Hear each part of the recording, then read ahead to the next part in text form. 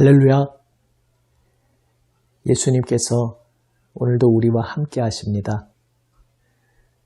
하나님께서 우리를 사랑하시어 우리에게 보내주신 예수님께서 온 생명과 마음 다해 우리의 삶을 붙들어 주시고 인도하여 주십니다. 성령님의 역사 속에서 오늘도 우리는 예수님과 함께 걸어갑니다. 함께 찬송합니다. 찬송가 595장입니다. 나 맡은 본부는 595장입니다. 나 맡은 본부는 구주를 높이고 못 영혼 구원 얻도록 잘 인도함이라.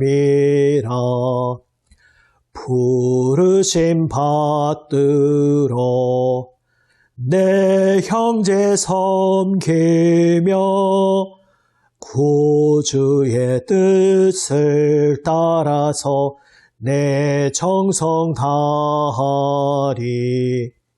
주 앞에 모든 일 잘 행케 하시고 이후에 주님 뵈올 때 상 받게 하소서. 나 항상 깨어서 늘 기도 드리며 내 믿음 변치 않도록 날 도와주소서.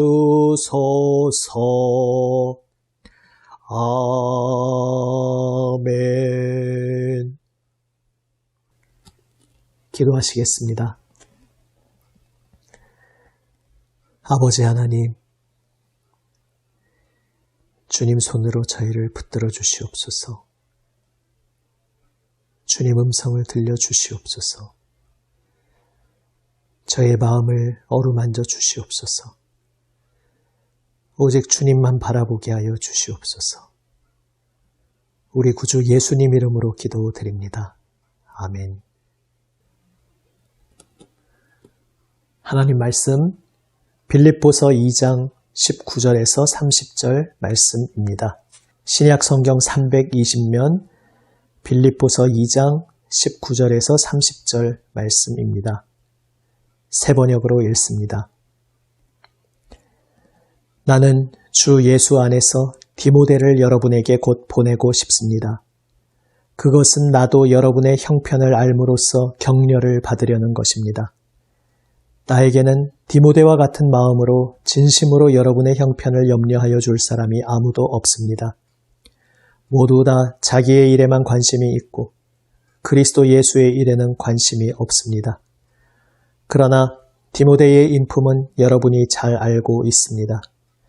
그는 자식이 아버지에게 하듯이 복음을 위하여 나와 함께 봉사하였습니다. 그러므로 내 일이 되어가는 것을 보고 그를 곧 보낼 수 있기를 바랍니다. 그리고 나도 곧 가게 되리라는 것을 주님 안에서 확신합니다. 그러나 나는 내 형제요, 동역자요, 전우요, 여러분의 사신이요, 내가 쓸 것을 공급한 일꾼인 에바브로디도를 여러분에게 보내어야 할 필요가 있다고 생각하였습니다. 그는 여러분 모두를 그리워하고 있을 뿐만 아니라 자기가 병을 앓았다는 소식을 여러분이 들었기 때문에 몹시 걱정하고 있었습니다. 사실 그는 병이 나서 죽을 뻔하였습니다. 그러나 하나님께서 그를 불쌍히 여기시고 그만이 아니라 나도 불쌍히 여기셔서 나에게 겹치는 근심이 생기지 않게 해주셨습니다. 그러므로 내가 더욱 서둘러서 그를 보냅니다. 그것은 여러분이 그를 다시 보고서 기뻐하게 하려는 것이며 나도 나의 근심을 덜려는 것입니다.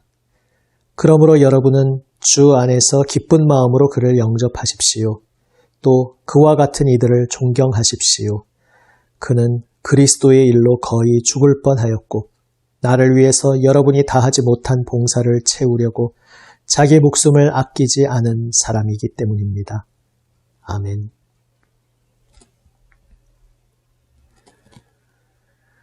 사도 바울은 빌립보 교회의 성도들의 소식을 듣기를 간절히 원하고 있었습니다. 그리고 또한 사도가 자신은 지금 비록 감옥에 갇혀 있지만 그 온 마음으로 빌립보 교인들을 만나기 원하고 있었기에 자신의 마음을 고스란히 간직하여서 대신 나아가서 빌립보 교인들과 사랑의 교제를 나눌 대리인을 보내기 원하고 있었습니다. 그리고 그 적임자가 디모데였습니다.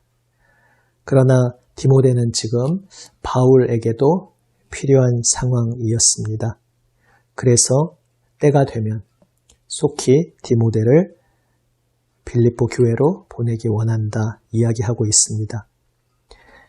이 이야기를 하면서 디모데의 특징을 한마디로 표현하는 방식이 매우 인상적입니다. 디모데는 주님 앞에서 충성된 일꾼이었습니다. 그 충성된 일꾼으로서 그가 가지고 있는 미덕의 대표적인 모습을 사도는 이렇게 말합니다. 빌립보 교회 성도들의 형편을 염려하여 줄 사람이다. 이렇게 표현하고 있습니다. 주님 앞에서 충성된 일꾼의 가장 중요한 미덕이 무엇이겠습니까? 바로 요한복음 21장에서 주님께서 베드로에게 제자들에게 질문하신 것처럼 내가 나를 사랑하느냐? 그리고 이어서 말씀하시기를 그렇다면 내 양을 먹이라. 바로 그 말씀 속에 들어 있습니다. 주님을 사랑한다면 주님 사랑하시는 양을 온 마음으로 사랑하며 돌보아야 한다는 것입니다. 그래서 사도는 지금 디모데가 주님 앞에서 충성된 일꾼이라 말하면서 그 대표적 특징을 빌립보 성도들의 형편을 염려하여 줄 사람이다 말하고 있습니다. 우리 모습을 돌아보기 원합니다. 우리가 예수 믿는 이로서 그리스도인으로서 부름받았다는 것이 어떠한 의미겠습니까?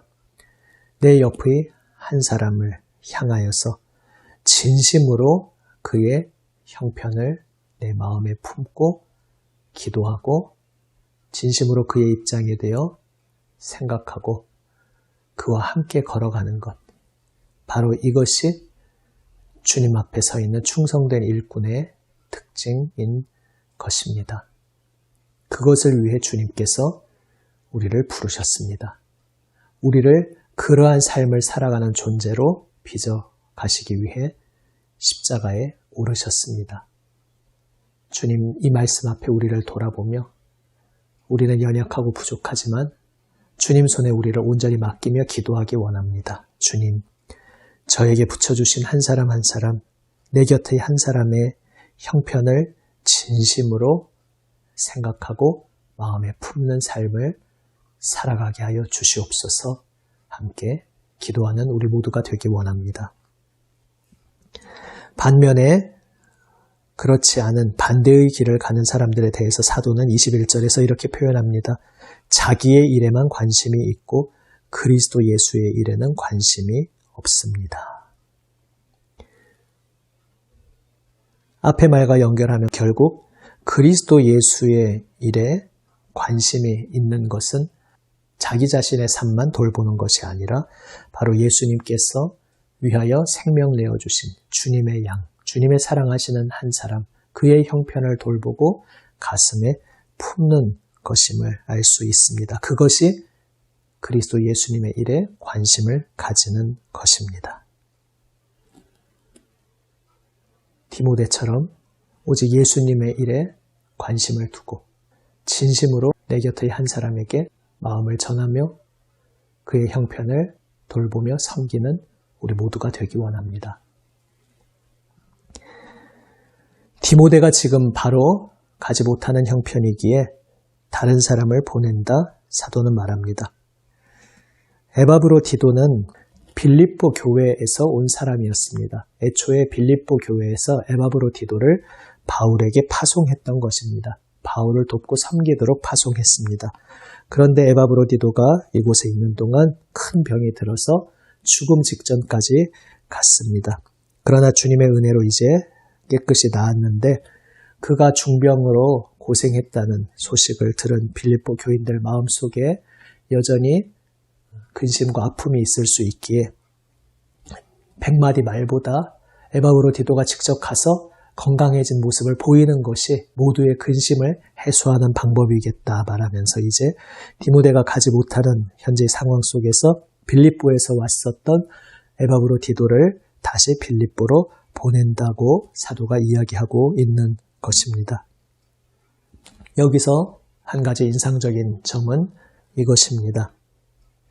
에바브로디도가 중병이 들어 고생할 때에 사도 바울이 너무나 큰 근심에 쌓였었다는 것입니다.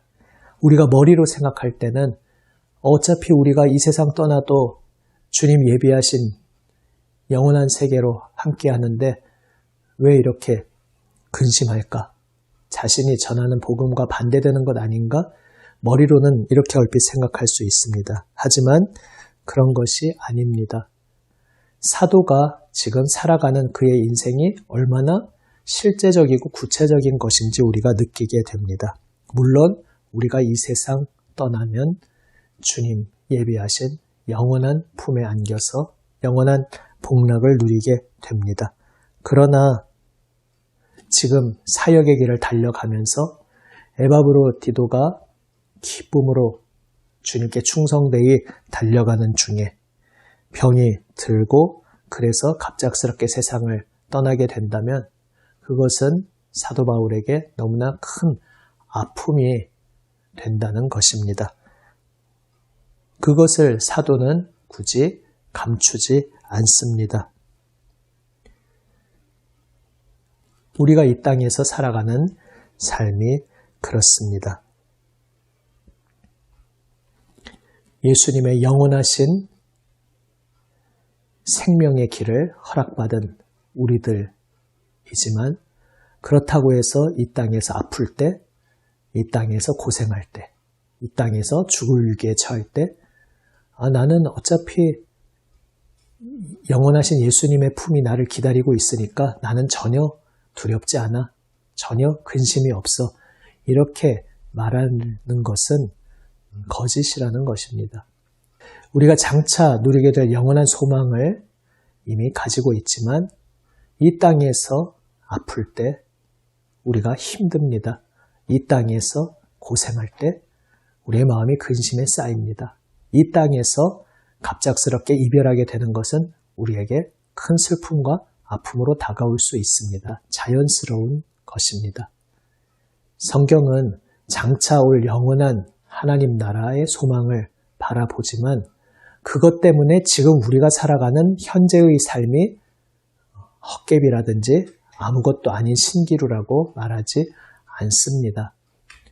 오히려 장차 올 영원한 소망의 나라로 인해서 우리가 이 땅의 온갖 고난 속에서도 소망을 잃지 않고 계속 일어나서 더욱 이 땅에서의 삶을 충실하게 살아갈 수 있다고 말합니다. 하나님을 알지 못할 때는 헛된 것을 붙잡으려고 오히려 충실하지 못한 껍데기만 있는 인생을 살았다면 이제는 참되신 주인을 만나게 되었기에 그리고 장차 올 영원한 소망의 나라를 바라보며 기다리고 있기에 그 나라를 기다리는 자로서 오늘 이 땅에서의 삶도 참된 생명의 길로 정말 소중한 것을 붙잡으며 걸어간다는 것입니다. 그리고 정말 소중한 것, 장차 올 영원한 나라를 미리 이 땅에서 미리 우리가 맛보고 누리는 대표적인 것이 성도 간의 사랑의 교제입니다. 그래서 이 땅에서 우리가 서로 사랑으로 위로하고 힘을 주는 것은 우리에게 참 소중한 일입니다. 그리고 내 곁에서 힘이 되고 위로가 되었던 한 사람이 갑작스럽게 곁을 떠나는 것은 당연히 아프고 힘겨운 일입니다. 영원한 나라에서 다시 만나게 되겠지만 적어도 지금 이 자리에서는 잠시 만나지 못하게 되기에 그래서 이 땅에서 함께 누리던 그 사랑의 위로와 격려의 끈을 잠시 그 사람으로 인한 끈을 잠시 놓치게 되었기에 우리가 아프고 힘겨운 것은 당연한 것입니다. 그것을 감추지 않고 그것을 자연스럽게 고백하며 그러한 속에서 그러나 살든지 죽든지 우리는 주님의 것입니다 고백하며 다시 일어나 걸어가는 것이 바로 그리스도인의 삶입니다. 사랑하는 여러분, 오늘 삶 가운데 여러 가지 이유로 힘겨운 시간을 지내고 있으십니까? 그 힘겨운 아픔에 대해서 주님께서는 말씀하십니다. 야, 뭐 별것도 아닌 걸로 그러냐? 이렇게 말씀하지 않으십니다. 영원한 나라가 너를 기다리고 있는데 그런 것 가지고 슬퍼하거나 힘들어해서는 되겠느냐? 이렇게 말씀하지 않으십니다.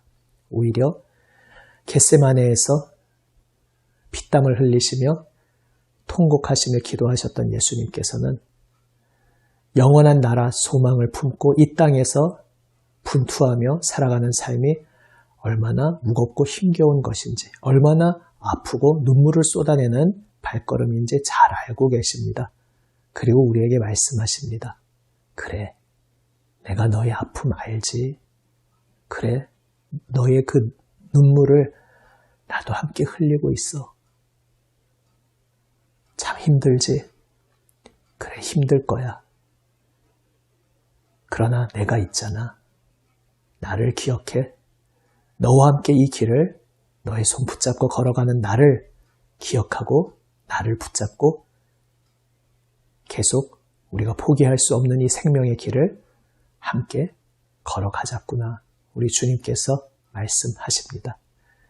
그 주님을 바라보며 오늘도 주님 앞에 엎드리는 우리 모두가 되길 원합니다.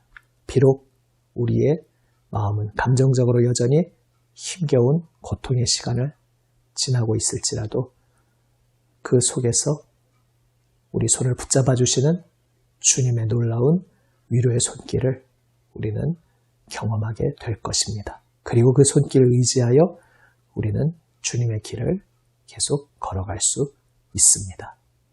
기도하시겠습니다. 아버지 하나님, 생명의 복음으로 저희에게 소망이 되어주신 우리 주 예수님, 감사합니다. 이 땅에서 힘겨운 시간들 속에 저희의 그 힘겨움을 온몸으로 함께 느끼시고 우리의 연약함을 긍휼히 여기시고 이해하여 주시는 주님, 감사합니다. 저희를 붙들어 주시옵소서. 그래서 주님 붙들어 주시는 손길 안에서 주님의 위로의 음성 듣고 다시 일어나 주님과 함께 걸어가게 하여 주시옵소서. 진정 주님의 일을 생각하는 충성된 일꾼으로, 그리하여 저희 곁에 붙여주신 한 사람 진심으로 그 형편을 돌보는 삶을 살아가게 하여 주시옵소서. 우리 구주 예수님 이름으로 기도드립니다. 아멘. 하늘에 계신 우리 아버지, 아버지의 이름을 거룩하게 하시며 아버지의 나라가 오게 하시며 아버지의 뜻이 하늘에서와 같이 땅에서도 이루어지게 하소서. 오늘 우리에게 일용할 양식을 주시고 우리가 우리에게 잘못한 사람을 용서하여 준 것 같이 우리 죄를 용서하여 주시고 우리를 시험에 빠지지 않게 하시고 악에서 구하소서. 나라와 권능과 영광이 영원히 아버지의 것입니다. 아멘. 오늘도 주님 말씀 가슴에 새기며 주님 앞에 기도로 응답하며 나아갑니다. 예수님의 중보기도의 자리, 우리를 초청해 주시는 그 복된 자리로 나아가 주님의 기도에 함께 동참합니다. 기도하시겠습니다.